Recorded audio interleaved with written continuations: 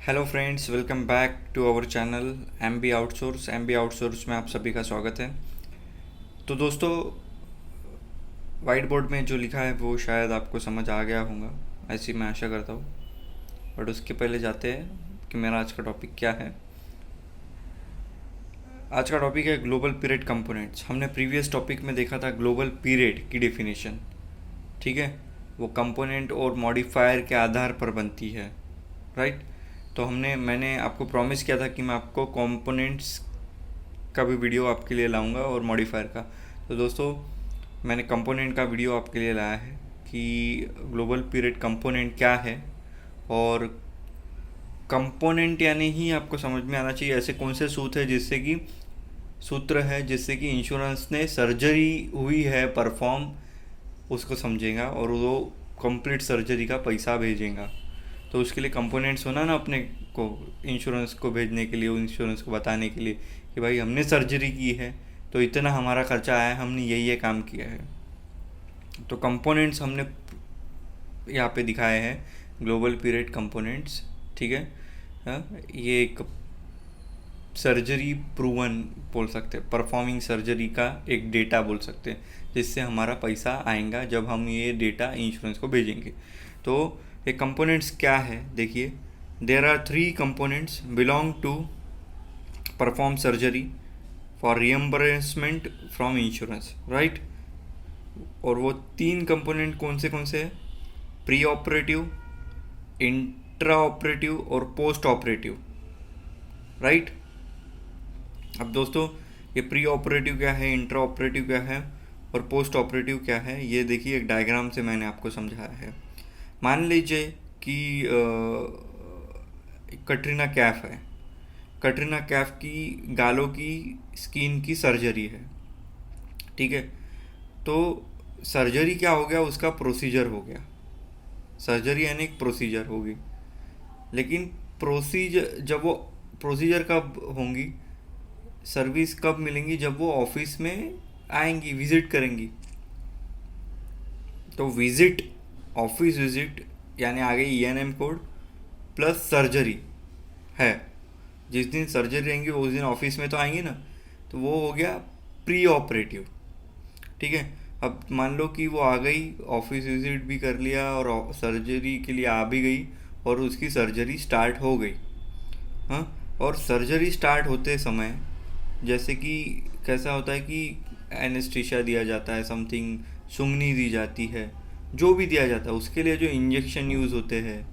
हाँ, और सर्जरी के बीच में कुछ जगह पे कुछ मेडिसिन यूज़ होती है सुंगनी के लिए, या फिर समथिंग एज कुछ ना कुछ तो नीडल यूज़ होती है हाई प्रोफाइल की इंजेक्शन की, और हाई प्रोफाइल का स्टिचेस विचेस जो भी है यूज होते हैं ना सर्जरी के बीच में, उसका जो भुगतान है, उस वो जो प्रोसेस है उसको इंट्रा ऑपरेटिव कहते हैं।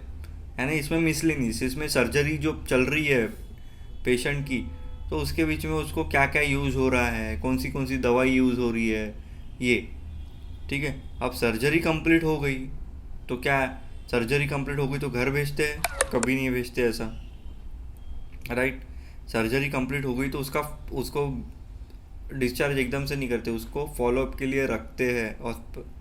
और चाहे वो एक दिन की माइनर, बहुत ही छोटी सर्जरी हो तो एक दिन की, अगर माइनर हो तो 10 दिन की, और मेजर हो तो 90 दिन की, तो वो फॉलोअप के लिए उनको रखते हैं। तो उसको क्या कहते हैं? Post operative.